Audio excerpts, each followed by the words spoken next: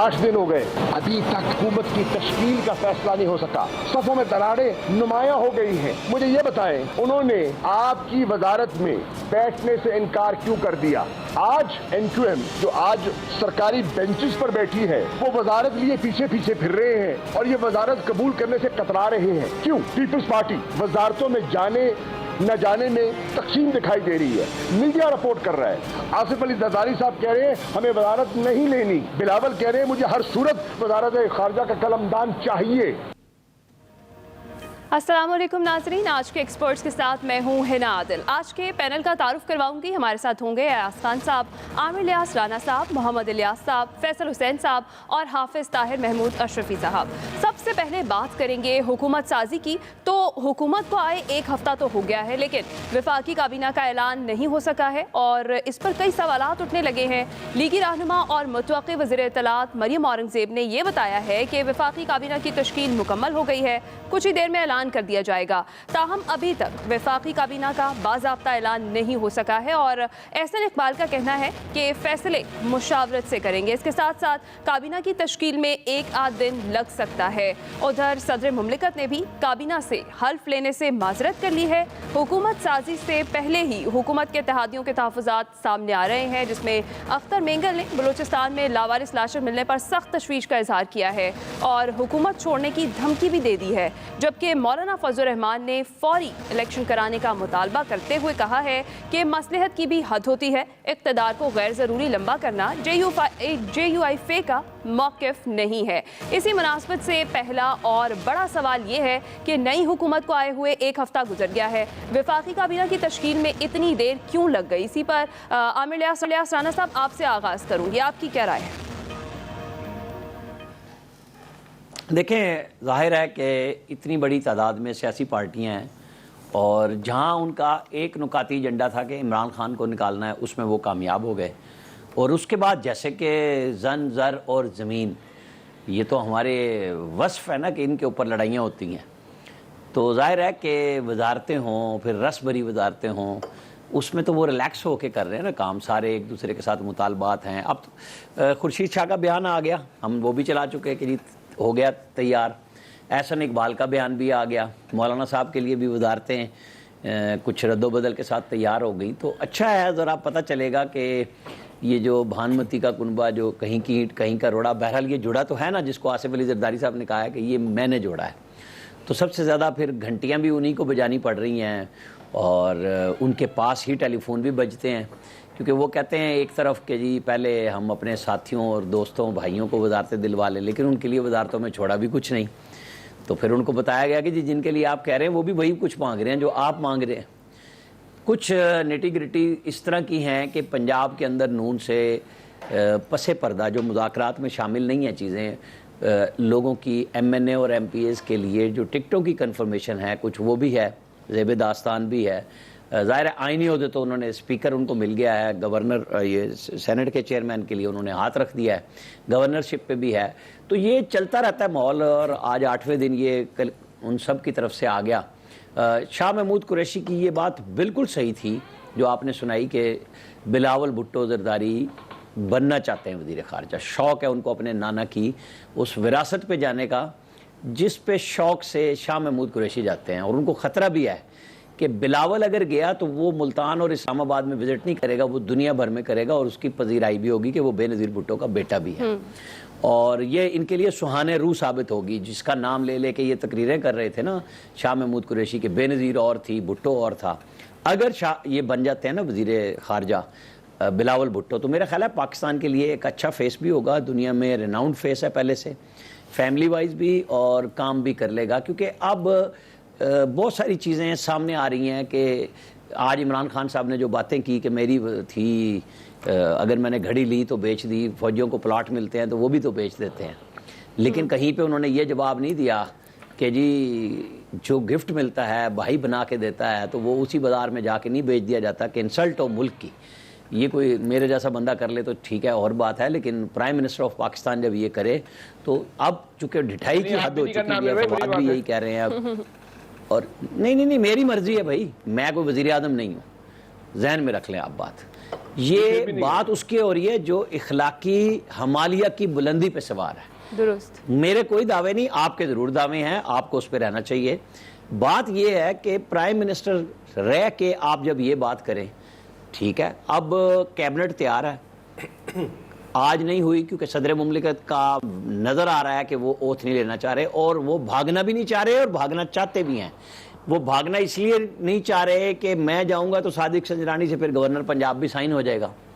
اب ان کے لیے نہ پائے ماندن نہ جائے رفتن, ان کے لیے مسئلہ یہ بنا ہوا ہے کہ وہ صدارت رکھنا بھی چاہتے ہیں. آئینی ذمہ داریوں سے وہ کلیئر ہو چکی ہوئی ہیں, ہر وزارت ہر چیز ہو چکی ہوئی ہے. اب ہے صدر مملکت کا اپنا تیار ہونا کہ وہ, ان کو پتا ہے کہ جب میں چھٹی جاؤں گا بیمار ہو کے فوری طور پہ تو صادق سنجرانی بنیں گے نا قائم مقام صدر, تو پھر وہ جو ایڈوائسز انہوں نے روک لی ہوئی ہیں تو اس کا حساب بھی ہو جائے گا. پھر کیا کریں گے, وہ ادھر بھی سے بھی پارٹی کی مار پڑتی ہے. کیونکہ آج جب عمران خان صاحب نے صحافیوں سے خود اعتراف کر لیا, پہلے وہ آئی تھی صرف کہ وکلا سے بات کی, اور یہ بھی خبر آ گئی کہ 2 مہینے پہلے اٹارنی جنرل کے ذریعے جسٹس فائز عزت تک انہوں نے کو میسیجنگ بھی کی کہ میرے سے غلط کام ہو گیا.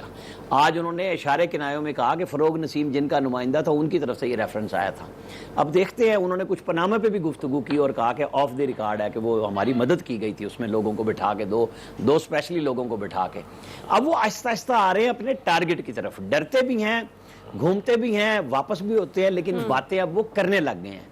اچھا ہے میدان میں آ رہے ہیں کیونکہ سہولت کار جب سے ہٹے ہیں تو اب ان کو سمجھ نہیں آ رہی جاؤں تو جاؤں کا. ٹھیک ہے, پبلک پہ ہمیں کوئی نہیں ہے, پبلک ان کے لیے نکل رہی ہے اور ٹھیک ٹھاک نکل رہی ہے, اور سیاسی لیڈروں کے لیے آنا چاہیے. اگر سیاسی لیڈر اپنے لوگوں پہ آئیں گے تو شاید فیصلے بھی کر لیں, کیونکہ اب ان کو خیال آ رہا ہے مجھے بیساکھیاں نہیں لینی چاہیے, مجھے اتحادی نہیں لینے چاہیے تھے. وہ پہلے بھی یہی کہتے تھے میں کبھی اتحادی نہیں لوں گا, میں حکومت نہیں لوں گا, لیکن سب کچھ کیا. عمران خان صاحب پاکستان کے واحد لیڈر ہیں جنہوں نے جو دعوے کیے وہ سارے کے سارے ان کے اپنے ہاتھوں سے ختم ہوئے, اور اس پہ یو ٹرن ان کو لینا پڑا, اور پھر وہ لیڈر بن جاتے ہیں. بہرحال بڑی آزمائش ہے شہباز شریف اور ان کے اتحادیوں کی, کیبنٹ بنائیں, کام کریں, نہیں کریں گے تو ظاہر ہے پھر عمران تو کھڑا ہے. ٹھیک. ایاز خان صاحب آپ کی طرف آؤں گی. حکومت سازی سے پہلے ہی اختر مینگل اور مولانا کے بھی تحفظات سامنے آ گئے ہیں. آپ کے خیال میں یہ اتحادیوں کے جو تحفظات ہیں کس حد تک درست ہے؟ دیکھیں, مولانا کے تو میرے خیال ختم ہو جانے چاہیے. اب وہ عامر آپ کو بتا ہی رہے تھے کہ وہ جو اچھی والی نسلی قسم کی وزارتیں ہیں وہ ان میں نام ابھی تک جو چل رہا ہے. جی بحران صاحب کیا کہہ رہے ہیں؟ رس بھری وزارت. ہاں, میں وہ آپ رس بھری کہہ رہے ہیں, میں ان کو نسلی وزارتیں کہہ رہا ہوں, کیونکہ وہ نسل در نسل فائدہ پہنچانے والی ہوتی ہیں میرے خیال میں وہ وزارتیں. تو اگر مل رہی ہیں پھر ڈپٹی اسپیکر کا بھی تو 14 غالباً ان کے ارکان ہیں اسمبلی میں, اور ان میں سے اگر 5 باروزگار ہو جائیں گے, ان کو روزگار مل جائے گا, تو اس کے بعد تو تحفظات رہنے نہیں چاہیے سوائے ایک تحفظ کے, جو اس کے بعد جب تک وہ عارف الوی صاحب بیٹھے ہوئے ہیں تب تک تو نہیں ہے. جب وہ جائیں گے تو ظاہر ہے وہ پھر اس کے بعد اس تحفظ کا آغاز ہوگا. یہ مشکل دیکھیں, وہ عمران خان صاحب ایک بڑے اتحادی تھے اور اس میں باقی چھوٹے اتحادی تھے, لیکن اس کے باوجود دیکھیں انہوں نے کتنی مشکلات کا سامنا کرنا پڑا تھرو آؤٹ 3.5 سال میں, 3.25 سال جو حکومت کرتے رہے. یہاں تو ہیوی ویٹس ہیں سارے, مطلب زرداری صاحب ایک طرف ہیں, دوسری طرف پی ایم ایل این ہے, تیسری طرف مولانا ہے, پھر اختر مینگل صاحب کا المیہ یہ ہے کہ وہ جس طرح کے مطالبات ان کے ہیں وہ کسی بھی حکومت سے ان کے پورے نہیں ہو سکتے, اس لیے وہ ان کا یہی معاملہ رہے گا. وہ حکومت کا ساتھ بھی دیں گے لیکن وہ زیادہ اپوزیشن میں ہی آپ کو نظر آئیں گے, وہ حکومت میں اس طرح سے آپ کو نظر نہیں آئیں گے اختر مینگل صاحب. تو یہ معاملات اسی طرح چلتے ہوتے ہیں کیونکہ کچھ مطالبات کسی بھی حکمران کے بس میں نہیں ہوتے کہ وہ ان کو مان لے اور اس پہ عمل درآمد کرا سکے. پھر ارلی ڈیز ہیں, ظاہر ہے ابھی بہت سی چیزیں آپ اگر ابھی سے تنقید شروع کر دیں گے تو میرا خیال یہ بھی ناانصافی ہے, زیادتی ہے. ابھی تھوڑا آپ کو انتظار کرنا چاہیے. اب ایک حکومت آپ نے گرائی اپوزیشن کے ساتھ مل کے جو آج حکومتی اتحاد بن چکا ہے, تو میرا خیال تھوڑا صبر کا مظاہرہ اختر مینگل صاحب کو بھی اور باقی اتحادیوں کو بھی کرنا چاہیے. لیکن وہ ظاہر ہے جہاں پہ آپ کو کہیں کمزوری نظر آتی ہے پھر سارے وہاں اٹیک کرنا شروع کر دیتے ہیں. نور عالم صاحب کا بھی آج میں وہ ایمان افروز خطاب سن رہا تھا نیشنل اسمبلی میں, وہ لوٹوں کی خصوصیت بیان کر رہے تھے کہ لوٹے کیا چیز ہوتے ہیں. عمران خان صاحب اب جو باتیں کر رہے ہیں وہ کم و بیش اس سے ملتی جلتی ہم نے نواز شریف صاحب سے بھی سنی جب وہ فارغ ہوئے تھے وزارت عظمیٰ سے, اور تبھی ہمیں پتہ چلا تھا کہ جب انہوں نے کہا تھا کہ مجھے تو اب پتہ چلا کہ وکیل اتنی فیسیں لے لیتے ہیں, انصاف تو بہت مہنگا ہے اس ملک میں. تو جب تک ظاہر ہے آپ وزیر اعظم ہیں تب تک تو آپ نے آرڈر کرنا ہوتا نا. اٹارنی جنرل چلا جاتا ہے اور وکیل چلے جاتے ہیں, ظاہر ہے سرکار نے اس کے اخراجات اٹھانے ہوتے ہیں. تو پھر جب پلے سے آپ کو پیسے دینے پڑتے ہیں پھر آپ کو پتہ چلتا ہے کہ نظام انصاف آپ کا کیسا ہے. تو یہ اس میں حیران ہونے والی بات نہیں ہے. ابھی اور بہت سی چیزیں, بہت سی باتیں عمران خان صاحب کریں گے, ہوتی رہیں گی. اور یہ جو آج آپ کو نظر آ رہا ہے حکومتی اتحاد, مجھے لگتا ہے عمران خان صاحب کے جلسے جس طرح سے ہو رہے ہیں, اگر یہ تعداد اسی طرح نظر آتی رہی جلسوں میں تو کوائٹ پاسبل ہے کہ یہ آپ کو انتخابی اتحاد میں بھی بدلتا ہوا نظر آئے. آج تو لوگ نہیں کہتے, لیکن مستقبل میں اس کے امکانات بھی بالکل موجود رہیں. تو ایاز صاحب کیا وجہ کیا ہے, کیا اتحادی اس چیز کی وجہ ہے جو وفاقی کابینہ کی تشکیل ہے اس میں اتنی دیر لگ رہی ہے؟ جی یقیناً اتحادی, ظاہر ہے سب دیکھیں آپ سب کو اپنا حصہ چاہیے ہوتا ہے اور بہت زبردست حصہ چاہیے ہوتا ہے. جب ایک سٹرگل آپ 4-6 لوگ مل کے شروع کرتے ہیں تو ہر بندہ ہیرو ہوتا ہے, اس میں سمجھ رہا ہوتا ہے کہ سب یہاں تک ہم پہنچے ہیں میری وجہ سے پہنچے ہیں. فضل الرحمان صاحب کہہ رہے ہوں گے کہ بھائی آپ تو اس وقت اختلافات کا شکار ہوئے تھے, جب میں لے کے نکلا ہوا تھا میں نے دھرنا بھی دیا, میں نے لانگ مارچ بھی کیا, سب کچھ میں کر رہا تھا. زرداری صاحب یہ کہہ رہے ہوں گے کہ یہ آج اگر اس مقام تک ہم پہنچے ہیں تو میری وجہ سے پہنچے ہیں, کیونکہ سب کو تو میں نے اکٹھا کیا تھا اور ساری بارگین کر کے آپ کو یہاں تک لا کے میں نے حکومت میں بٹھا دیا ہے. پی ایم ایل این ظاہر ہے اس کو یہ زوم ہوگا کہ اس کے بعد سب سے بڑی پارٹی وہ تھی نیشنل اسمبلی میں, اور انہوں نے جو ایک ووٹ کو عزت دو کا بیانیہ لیا تھا, جس کے بعد وہ بیانیہ پھر دفن کرنا پڑا, کیونکہ ظاہر ہے پھر آپ نے جب آپ کے نیگوسیشنز کامیاب ہو جاتی ہیں, مذاکرات کامیاب ہو جاتے ہیں, تو پھر اس کے بعد پھر آپ کو حکومت چونکہ لینی ہوتی ہے اور حکومت آپ نے لے لی, اس لیے اب وہ بیانیہ تو دفن ہو گیا, لیکن اس کی سٹرگل تو موجود ہے. اگر وہ بیانیہ نہ ہوتا تو شاید آج اس مقام تک نہ پہنچتے. تو اس لیے سب نے اپنا اپنا, ابھی تو دیکھیں ایم کیو ایم اور باقی لوگ کیا کرتے ہیں, کیونکہ ایم کیو ایم بھی وزارتیں لے گی اور اگر بالکل فارغ وزارتیں انہیں ملنی ہیں تو انہیں فائدہ کیا ہوگا اس حکومت کو چھوڑنے. تو اس پہ جو خالد مقبول کا ایک بیان بھی سامنے آیا ہے کہ سازش اگر پروو ہو جاتی ہے تو ہم دوبارہ سے ان کا ساتھ دینے کے لیے تیار ہیں. اس سارے سینیریو میں وہ کیا کردار ادا کر سکتے ہیں؟ وہ تو خیر پرانی بات ہو گئی نا, اب تو وہ تو اس وقت کی بات تھی کہ حکومت نہیں چھوڑیں گے, اب تو حکومت ختم ہوگی نا. اس کے بعد اب کچھ اور, اب دیکھیں اب کچھ اور نیا مطالبہ ہوگا, کوئی نئی چیز ہوگی, اور وہ آپ کو فیصل سے بہتر کوئی نہیں بتا سکے گا کہ وہ نیا مطالبہ کیا کر سکتے ہیں. ظاہر ہے یہ ان کو زیادہ سمجھتے ہیں. فیصل حسین صاحب, ایک تو حکومت سازی جو کہ آلریڈی ڈیلے کا شکار ہوئی ہے, اوپر سے اتحادیوں کے اعتراضات ہیں, کیا رنگ دکھائیں گے یہ سب؟ دیکھیں اب جو صورتحال ہے نا, جو سمجھدار لوگ تھے نا وہ پہلے بات کر رہے تھے کہ یہ نون لیگ کی نا مت ماری گئی تھی. بھائی کیا ضرورت تھی آپ کو ایک حکومت کو گرانے کی, 6 مہینے سال اس حکومت کے رہ گئے ہوں, کیا کون سا آپ نہیں گراتے؟ اچھا چلیں, ابھی آپ کہتے ہو کہ عمران خان کا بیانیہ کامیاب ہو گیا, وہ جو آپ 8 سال سے جس بیانیے کو لے کے آپ گھوم رہے تھے وہ بیانیہ کہاں ہے؟ وہ کہاں پہ دفن ہو گیا؟ وہ بیانیہ بھی عمران خان صاحب جو ہیں وہ چکر لے گئے, اب ان کے پاس کچھ بھی نہیں بچا. اب کہتے ہیں کہ حکومت سازی میں مشکلات ہو رہی ہیں. او بھائی تو آپ کا کوئی ہوم ورک تھا؟ یعنی کہ حکومت گرانے کا پرچہ ملا, وہ اس پرچے کے مطابق آپ نے حکومت گرا دی, اس کے بعد مجھے آپ کا پرچہ نہیں تھا, اب آپ کو پتہ ہی نہیں کرنا ہے کیا ہے, اب آپس میں لڑ رہے ہیں. ہیپیٹائز ہو گئی مسلم لیگ پیپلز پارٹی کے ہاتھوں, ان کی اب سمجھ میں نہیں آ رہا کرنا ہے تو کیا کریں. وہ جو عامر صاحب جو نسلی کہہ رہے ہیں اور ایاز صاحب نسلی کہہ رہے ہیں اور عامر صاحب اس کو رسبری کہہ رہے ہیں, بنیادی طور پہ ہوتی ہیں زرخیز وزارتیں. تو زرخیز وزارتوں کا پھڈا نہیں ہے یہ جو حکومت دو سیٹوں کے اوپر بنی ہوئی ہو اس میں یہ آئے دن ہونا ہے, اور یہ اللہ تعالیٰ اس حکومت پہ کرم فرمائے. ملک کے ساتھ تو جو ہونا ہو ہی رہا ہے, یہ اگر 2-4-6 مہینے بھی چل گئی نا تو یہ بہت بڑی اس حکومت کی کامیابی ہوگی. چلتی ہوئی حکومت نظر نہیں آ رہی, یہ ابھی وفاقی کابینہ بنی نہیں ہے, اس پہلی وفاقی کابینہ بننے پر جو ہے یہ لوگ طے نہیں کر پا رہے. تو انہوں نے پہلے طے کیا کیا تھا؟ پہلے تو ہر پارٹی یہ بات, جب مذاکرات ہو رہے تھے اس وقت ہر پارٹی یہ بات کر رہی تھی کہ ہم نے یہ طے کر لیا ہے کہ ہمیں نا سیٹیں نہیں چاہیے, ہم نے جو ہے نا کوئی وزارتوں میں ہمیں کوئی دلچسپی نہیں ہے, ہم نے ملک کے وسیع تر مفاد میں اور قومی مفاد میں اور مستقبل میں جو ہے ایک نکاتی ایجنڈے پہ جو عمران خان کی حکومت سے نا پاکستان کو بچانا ہے.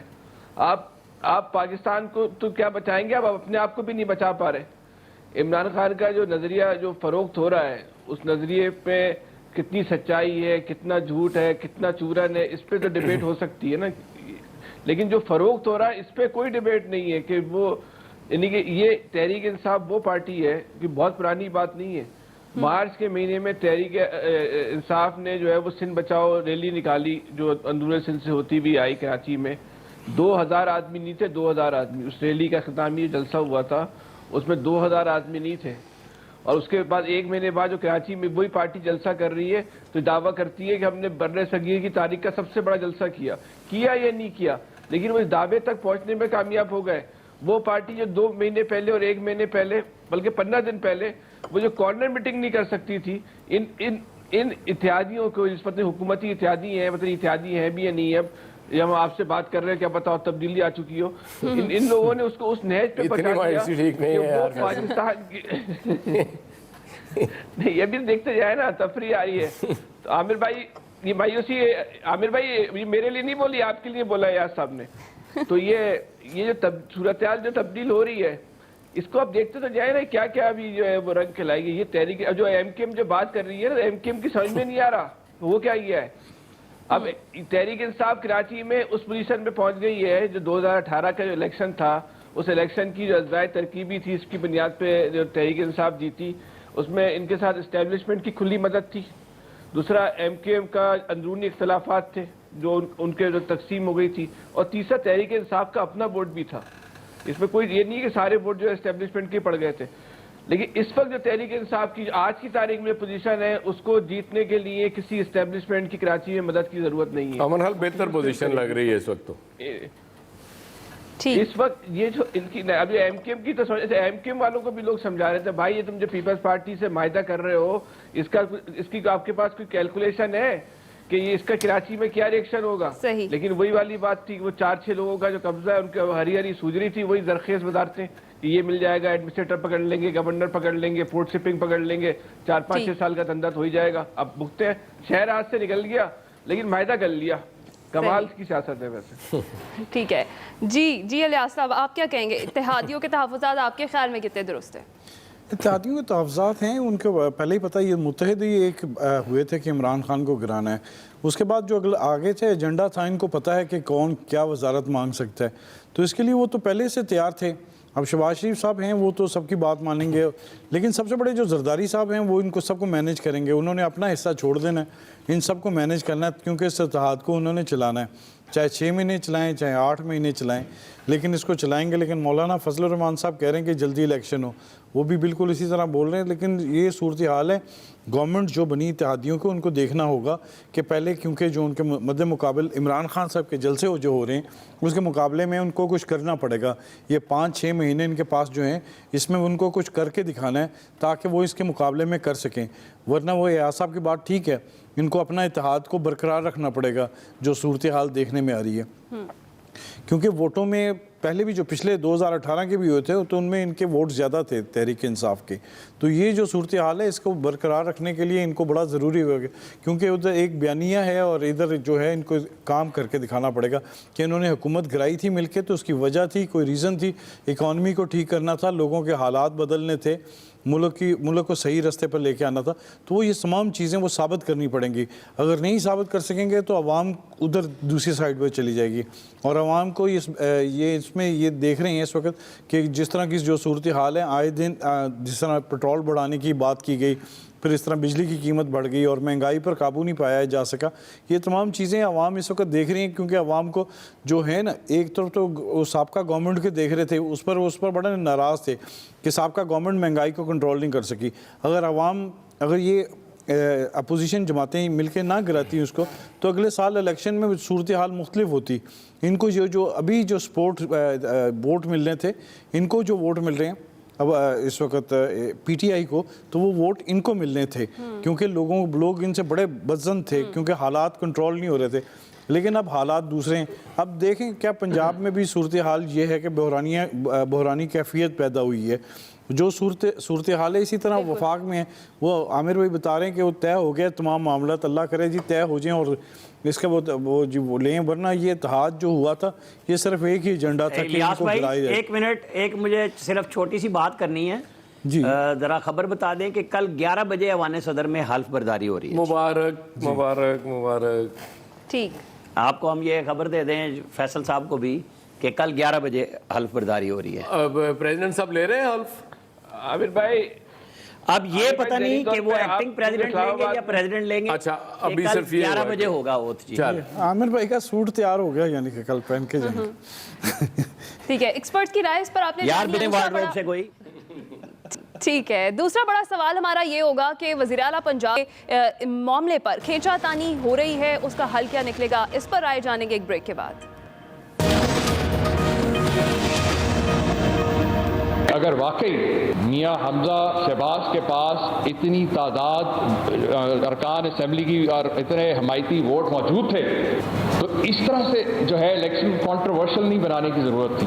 کانسٹیٹیوشنل آفس میں بیٹھے ہوئے میں کسی غیر آئینی اقدام کو میں آئینی جو ہے انڈورسمنٹ نہیں دے سکتا.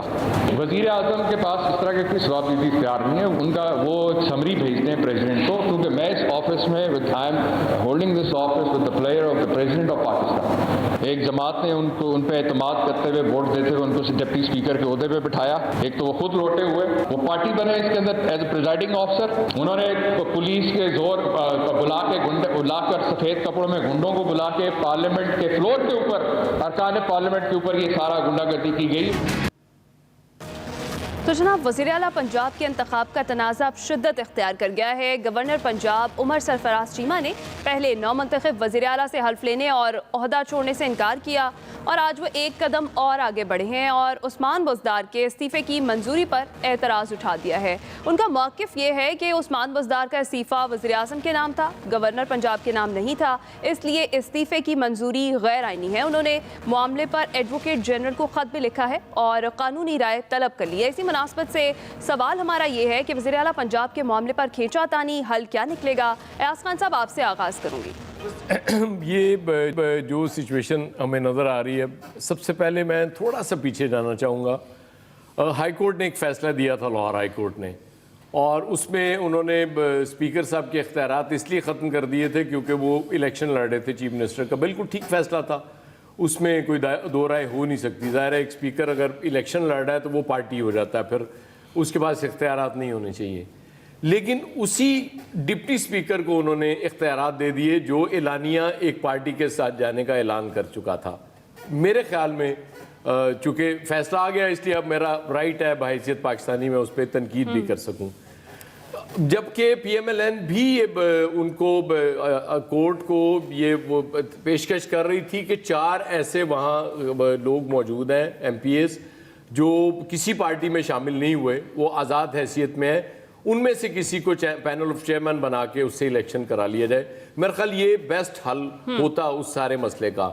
آپ نے جب ایک کو بنا کے اور جب نظر آ رہا ہے کہ وہ ڈپٹی اسپیکر صاحب تھے پارٹی، اس کے باوجود جب انہوں نے آپ نے اختیار دے دیا تو آبویسلی آپ نے اشتعال دلایا دوسری پارٹی کو.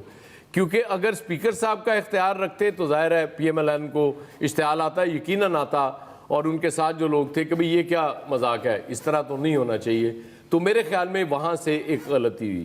اس کے بعد آگے چلیے، اب ظاہر ہے ایک ہو گیا الیکشن، آپ کے اعتراضات اپنی جگہ، لیکن چونکہ الیکشن ہو گیا تو اصولاً تو آپ کو حلف لے لینا چاہیے.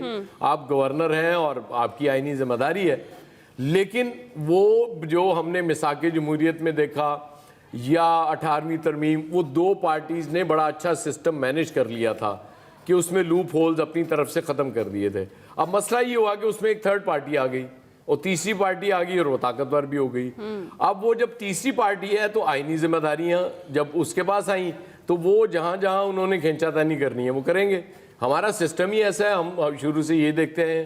اب پریزیڈنٹ صاحب کے پاس جو میں نے آئینی ماہرین سے جو بات کی کہ 14 دن کا تو ویسے اختیار ہے ان کے پاس اس پہ عمل درآمد نہ کرنے کا، اس کے بعد 10 دن اور ان کو ایکسٹرا ملنے ہیں، وہ واپس بھیج دیں گے جو بھی ہوگا. تو وہ 24 دن کے لیے آپ نے پارٹی خراب کر دی. مطلب وہ آج کی تاریخ تک وہ شہباز شریف صاحب کی کیبنٹ فائنل نہیں ہو سکی تھی اور حمزہ صاحب الیکشن جیتنے کے باوجود فی الحال حلف نہیں اٹھا سکے. تو اس سے بڑی اور زیادتی کیا ہو سکتی ہے؟ میرا خیال ہے کہ کوئی رحم دلی کا مظاہرہ کرنا چاہیے صدر صاحب کو بھی اور گورنر صاحب کو. ٹھیک ہے عامر صاحب، آپ کی کیا رائے ہے؟ رحم دلی کا مظاہرہ کرنا چاہیے صدر صاحب کو بھی اور گورنر صاحب کو، جیسے ایاز صاحب نے کہا؟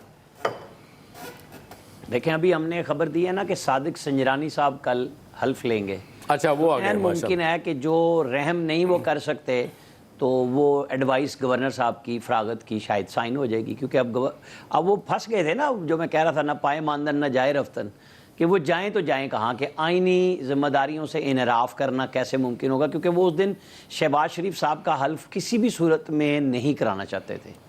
انہوں نے بڑے لوگ بلائے، ایوان صدر میں فون کیے، رابطے کیے، تو انہیں بتایا گیا کہ یا آپ چھٹی چلے جائیں یا آپ حلف لے لیں، تو پھر وہ چھٹی چلے گئے تھے۔ تو یہ اب کیبنٹ آ گئی ہے، اب پھر وہ جا رہے ہیں، کیونکہ ہمیں ابھی ذرائع نے یہی بات بتائی ہے کہ وہ صادق سنجرانی صاحب لیں گے۔ تو صادق سنجرانی صاحب کو تو پتہ ہے نا آپ کو، پھر کہاں سے وہ کیسے الیکٹ ہوئے، کیا ہوا، وہ کیا کریں گے، وہ تو جو آئینی ذمہ داری ہے صادق سنجرانی کو بھی نبھانی ہوگی۔ جب اویلیبل ہوں گے تو وہ ایڈوائس پہ یا تو صدر صاحب لکھ کے واپس بھیج دینا ابھی، تو وہ پھر وہ پہلے 15 دن تو ختم ہو جائیں گے جو ان کو ملے ہوئے ہیں، پھر اگلے 10 دن وہ بھی 2 گھنٹے بعد واپس آ جائے گی کہ کیا ہے سمری۔ بہرحال پنجاب کے اندر ایک بہت افسوسناک کام ہوا ہے، اور اس قضیے کا فیصلہ یا تو اب یہ گورنر کی صورت میں ہوگا کہ گورنر بدل جائے تو نیا گورنر لگا دیں، وہ بھی ہو سکتا ہے، اس میں ٹائم لگ سکتا ہے، قائم مقام گورنر چودھری پرویز الہی ہوں گے۔ اب وہ جو ایاز صاحب نے بات شروع کی تھی کہ پھر جائے گا کہاں معاملہ، وہیں ہائی کورٹ میں، کیونکہ وہ ہائی کورٹ میں جب فیصلہ آیا تھا تو میں نے اسی وقت یہ کہا تھا کہ یہ دونوں گھروں کو خوش کر دیا کہ چودھری پرویز الہی صاحب کی 16 تاریخ رکھ لی، اور ڈپٹی اسپیکر کے اختیارات کے ساتھ ان کو کہہ دیا کہ آپ جا کے یہ عدم اعتماد کی تحریک کرائیں گے۔ تو دونوں گھر خوش ہو گئے اور دونوں گھر لڑ پڑے۔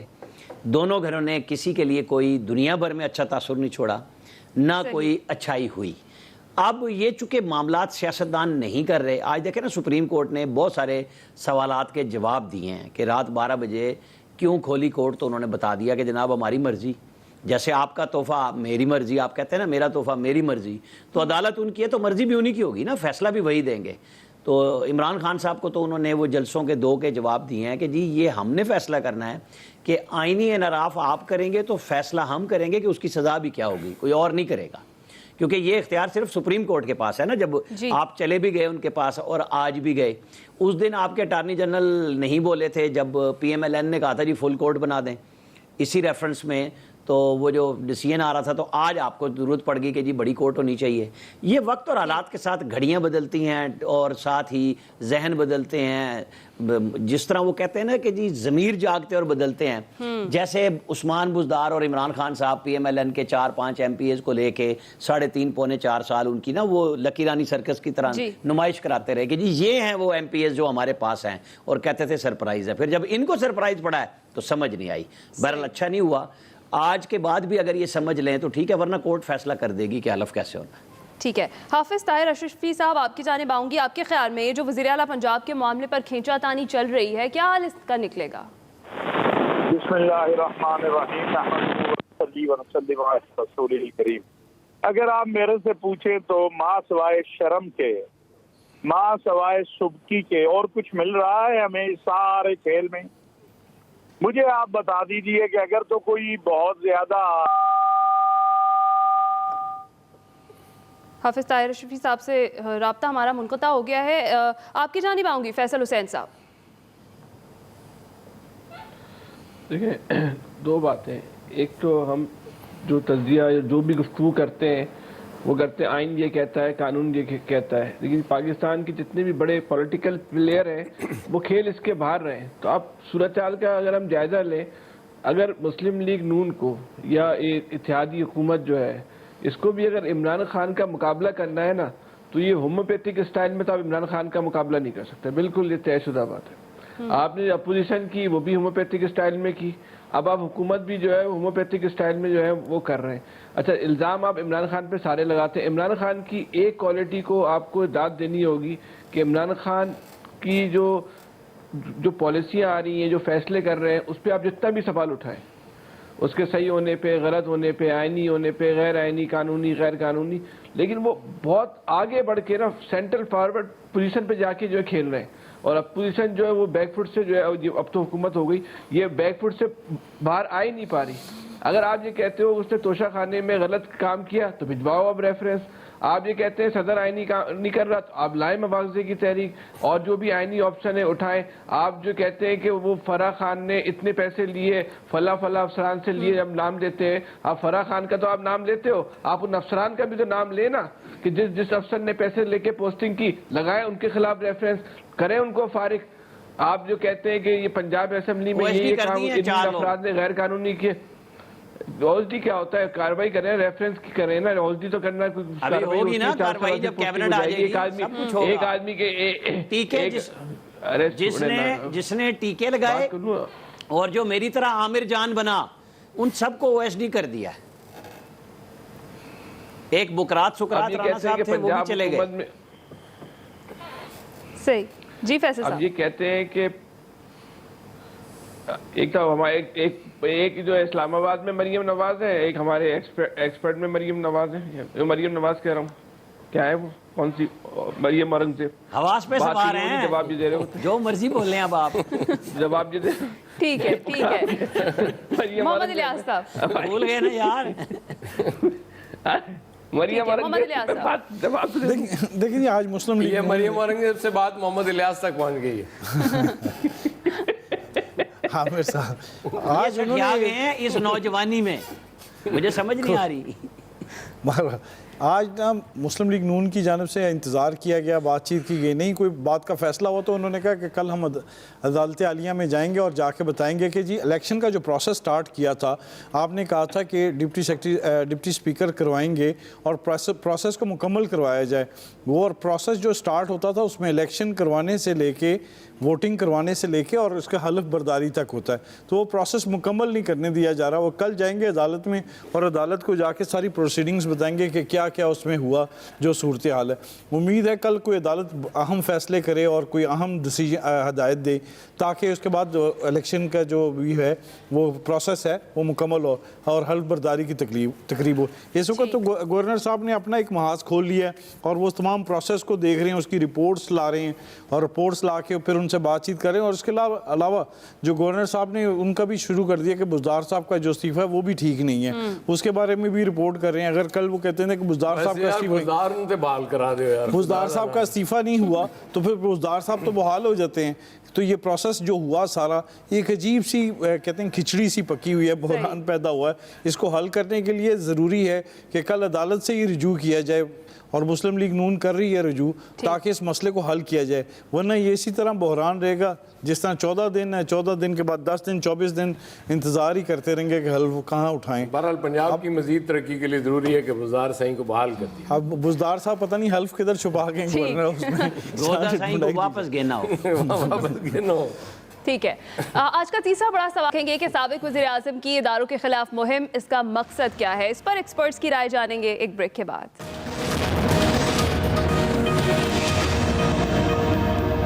ڈپٹی اسپیکر وہ اسمبلی میں جا کے کیا کہتے ہیں؟ ان کو جب پتہ چلتا ہے اس مراسلے کا تو وہ کہتے ہیں کہ میری جو اوتھ ہے، میرا جو حلف ہے، جو کہتا ہے کہ پاکستان کی سلامتی اور پاکستان کی خودداری کی میں حفاظت کروں گا، یہ مجھے اجازت نہیں دیتا اس مراسلے میں جس میں واضح طور پہ عدم اعتماد کا لکھا ہوا ہے. اور اس نے کہا کہ میں اڈجرن کرتا ہوں. اس کے بعد جو ہوتا ہے سپریم کورٹ فیصلہ کر دیتا ہے. فیصلہ ایسا ہوتا ہے کہ ہمارے ہاتھ بن جاتے ہیں. اسمبلی میں یہ بھی بتا دیا جاتا ہے کہ کس وقت آپ نے ووٹنگ کروانی ہے. کہ جو رات کے 12 بجے عدالتیں کھل گئی، میں پوچھنا چاہتا ہوں کہ میں وہ کیا جرم کرنا تھا جو آپ نے عدالتیں کھول دی؟ سابق وزیر اعظم عمران خان اداروں کے خلاف کھڑے ہو گئے ہیں. انہوں نے عدلیہ کے بعد الیکشن کمیشن کے کردار پر بھی کئی سوالات اٹھا دیے ہیں اور چیف الیکشن کمشنر کے خلاف ریفرنس دائر کرنے کا اعلان اب کر دیا ہے. اسی حوالے سے سوال ہمارا یہ ہے کہ سابق وزیر اعظم کی اداروں کے خلاف مہم مقصد کیا ہے؟ ایاز خان صاحب. سمپل بات ہے، مقصد تو ایک ہی ہے. انہوں نے دیکھا کہ جب نواز شریف صاحب فارغ ہوئے اور اس کے بعد انہوں نے بالکل اسی ٹریک پہ جا کے جب تنقید بہت زیادہ کی تو الٹیمیٹلی آج ان کی حکومت چلے یہ جتنی دیر کے لیے بھی حکومت میں واپس آ گئی ہے. تو عمران خان صاحب بھی اسی ٹریک پہ جا رہے ہیں. انہیں سمجھ آ گئی ہے کہ اگر اس طرح سے دباؤ ڈالتے رہیں گے تو الٹیمیٹلی پھر واپسی کا کوئی راستہ نکلے گا. ہاں یہ علیحدہ بات ہے کہ اگر کہیں جا کے کمپرومائز کرتے ہیں تو پھر اس وقت جو لوگ ان کے پیچھے چل رہے ہیں، ان کا ساتھ دے رہے ہیں، ان کا کیا ریئیکشن ہوگا, کیا وہ اسی طرح ان کے ساتھ رہیں گے یا چھوڑ جائیں گے. یہ بہت امپورٹنٹ سوال ہوگا عمران خان صاحب کے لیے, وہ جو انہوں نے ٹریک لیا ہے کہ اس پہ کتنا آگے بڑھ سکتے ہیں. اگر وہ کہیں خوف سے پیچھے ہٹ جائے تو پھر ظاہر ہے لوگ اس طرح سے پھر ان کے ساتھ نہیں چلیں گے اور نظر نہیں آئیں گے آپ کو. اگر تو اسی رفتار کے ساتھ, اسی فورس کے ساتھ چلتے رہے تو پھر ظاہر ہے ایک اچھی خاصی تعداد ان کا ساتھ دیتی بھی ہمیں نظر آئے گی. ٹھیک ہے عامر صاحب, مجھے کیوں نکالا کے بعد میرا کیا جرم ہے, اس پر آپ کیا کہیں گے؟ عمران خان صاحب اداروں کے خلاف اٹھ کھڑے ہو گئے. انہوں نے سب سے پہلے 2 سال بعد کہا حکومت میں آنے کے کہ میری پہلی غلطی تھی, میں IMF کے پاس نہیں گیا. آج انہوں نے کہا چیف الیکشن کمشنر کا نام اسٹیبلشمنٹ نے دیا. بھئی چیف الیکشن کمشنر کا نام آپ کو اسٹیبلشمنٹ نے دیا, کیا سکندر سلطان راجہ نے آپ کو ریکویسٹ کی تھی؟ پوچھے تو صحیح نا اس سے. وہ تو کھڑا ہے اپنی جگہ پہ. PTI گئی ہائی کورٹ میں, جو کہتے ہیں نا آپ مجھے نااہل قرار دیں گے, کیا الیکشن کمیشن گیا تھا ہائی کورٹ میں؟ آپ کی پارٹی گئی تھی کہ جی روکیں اسے, وہ فیصلہ کر رہا ہے. انہوں نے کہا جی 30 دن میں فیصلہ کرا لیں. کیا 2014 سے جو کیس چل رہا ہے وہ آپ نہیں سٹے لے رہے تھے؟ آپ ہی ہر چیز کے پیچھے ہوتے ہیں اور پھر کہتے ہیں کسی اور کا جرم ہے. ابھی آپ کتنے نام کا اسٹیبلشمنٹ کے اوپر لیں گے کہ مجھے فلاں جگہ بھی, مجھے فلاں جگہ بھی, اور اینڈ پہ کہیں گے مجھے بھی انہوں نے لگایا تھا لہذا ان سب کو ختم کرو, مجھے بھی پکڑو. کیونکہ ان کا تو کوئی ہے ہی نہیں کہ یہ کسی چیز کی ذمہ داری لے لیں. اچھا کیا میں نے کیا, برا کیا انہوں نے کیا. یہ تو کوئی طریقہ کار نہیں ہے. آپ ذمہ دار تھے, آپ نام مانتے. مطلب دیکھیں نا, سکندر سلطان راجہ شاہد خاقان عباسی کے سیکٹری پیٹرولیم تھے, انہوں نے PMLN میں ان کی مخالفت کی کہ انہیں نہ لیں, یہ نہیں مانتا کسی کی بات. تو جب وہ نہیں مانتا تو وہ نہیں مان رہا, اس نے جو سچ اور صحیح سمجھا اس نے کہہ دیا. اب آپ بھگتے ہیں اور آپ باری باری, جیسے فائز عیسیٰ صاحب والا نام آ گیا آپ سامنے, کہ اب ان کو میسیجز جا رہے ہیں کیونکہ ان کو پتہ ہے کہ جی اب پھر وہی جج ہے جو دبنگ ہے, پھر ان کو کچھ اور سمجھ آ رہی ہے. یہ ساری چیزیں بعد میں کیوں خیال آتے ہیں؟ آج جیسے میں نے ابھی پہلے بھی کہا تھا کہ اب کہتے ہیں اتحادی میں نے نہیں لینے. اتحادی کے ساتھ ہی تو پنجاب میں آپ کام چلا رہے ہیں, ورنہ آپ کے پاس تو تھا ہی کچھ نہیں. آپ کون سی حکومت بنا سکتے تھے؟ نواز شریف کو لوگ آج کہتے ہیں نا 2013 میں عمران خان کو KP میں رستہ نہیں دینا چاہیے تھا کہ اس کی اکثریت نہیں تھی, لیکن انہوں نے کہا کوئی بات نہیں, بڑی پارٹی کے طور پہ ہے. تو بڑی پارٹی تو 2018 میں بھی مسلم لیگ نون تھی, PTI تو نہیں تھی پنجاب میں. تو یہ بس بھول جاتے ہیں نا لوگ سارے کے سارے اپنی اپنی وقت پہ بات. بالکل ٹھیک. فیصل صاحب دیکھیں, میں آپ کو ایک بات بتاؤں کہ پاکستان کی پوری سیاسی تاریخ میں پاکستان کی فوج کے خلاف کبھی بھی کسی سیاسی جماعت اور کسی سیاسی جماعت کے لیڈر نے اس طرح منظم اور بھرپور مہم نہیں چلائی جو عمران خان صاحب نے چلائی. اور سیاسی جماعتوں نے بھی بہت احتیاط کے ساتھ فوج کی بعض پالیسیوں پہ تنقید کی, لیکن جو آنچ عمران خان نے رکھی وہ آنچ کبھی بھی اتنی کسی نے نہیں بھڑکائی. عمران خان نے تو جو ہے وہ تو پورے ایک آگ لگا رہے ہیں. آپ لاکھوں کا مجمع کر کے پاکستان کے ریاستی اداروں کے خلاف نعرے لگاتے ہو, ان کی ریٹ کو چیلنج کرتے ہو, اور باقاعدہ یہ بھی چیلنج کرتے ہو کہ ہمت ہے تو ہمارے خلاف کارروائی کر کے دکھاؤ. یہ کون سی سیاست ہے؟ صاحب جتنی ویسے نون لیگ نے چلائی ہے اتنا میرا نہیں خیال کہ یہ PTI نے چلائی ہے. نون لیگ کی آنچ میں اور عمران خان کے شعلوں میں دیکھیں فرق تھا. نون لیگ میں بھی اتنی ہمت ہی نہیں ہے چلانے کی. نون لیگ میں فیصل انہوں نے نام کیا, یہ تو اسٹیبلشمنٹ کی بات کر رہے ہیں. 2-3 دفعہ آگ اور شعلوں کا یہ فرق واضح کریں. ان کے میں بتا رہا ہوں, نواز شریف پھر بھول جائے گا, مریم کی مچھے لگا دے گا, کیا کریں اب ہم اسے؟ مریم صاحبہ نے 2-3 دفعہ نام لیا, لیکن پبلک میں جا کے جس طرح کے نعرے یہ عمران خان صاحب کی پارٹی سوشل میڈیا پہ جس طرح منظم انداز میں یہ مہم چلا رہے ہیں, اور جس طرح جو ریاستی اداروں کی ریٹ کو یہ چیلنج کر رہے ہیں, اس حد پہ مسلم لیگ نون بھی نہیں گئی تھی. لیکن ہمارا ایک اور شکوہ بھی ہے کہ جب کراچی میں اس طرح کی کوئی ہلکی بات کرتا ہے تو جو کارروائی ریاستی اداروں کی طرف سے ہمیں دیکھنے میں آئی وہ تحریک انصاف کے کارکنوں پہ دیکھنے میں نہیں آ رہی. یہاں کوئی معمولی نوعیت کی بات کرنے پہ, کسی ایک پوسٹ کرنے پہ بڑی بڑی کارروائیاں ہو جاتی تھی. آپ آج کہتے ہیں کہ 9 آدمی ہم نے جو ہے وہ تحریک انصاف کے کارکن پورے پاکستان سے گرفتار کر لیے. ایک آخری بات جی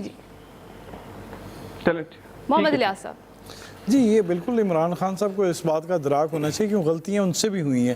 اب آخر سب کو اداروں کو وہ الزامات وغیرہ جو دے رہے ہیں ان کو پہلے سوچنا چاہیے جو غلطیاں ان کے ساتھ ہوئی, جو ان کے ساتھ سہولت کار تھے, جو ان کو غلط مشورے دیتے تھے اور ان کے غلط مشوروں سے وہ کہاں تک پہنچ گئے, ان چیزوں کو دیکھنا چاہیے بجائے کہ وہ اس پر اداروں پر الزام لگائیں. یہ بھی دیکھیں ساری ان کو حقیقت کا تو اب پتہ چلنا شروع ہو گیا, کیونکہ اب وہ خود فیصلے کر رہے ہیں تو اپنے ان کو پتہ ہے کہ ان کے جو قریب تھے, جو سارے لوگ تھے, وہ اس ٹائم کدھر مل رہے ہیں ان کو. کوئی نہیں کہ کوئی مشورہ نہیں دینے آ رہا بچانے کے لیے, بلکہ کوئی چھٹی لے کے چلے گیا, کوئی ڈیپوٹیشن کدھر چلے گیا. تو یہ تمام جو صورتحال ہے اس کو ان کو خود دیکھ کے بجائے کہ لوگوں کو بتانا چاہیے کہ جو اپنی غلطیاں. معذرت کے ساتھ الیاس, ہمارے پاس پروگرام کا ختم ہو گیا. آج کے ایکسپرٹ سے اتنا ہی. خیال رکھیے گا, فیڈ بیک دیجیے گا. اللہ حافظ.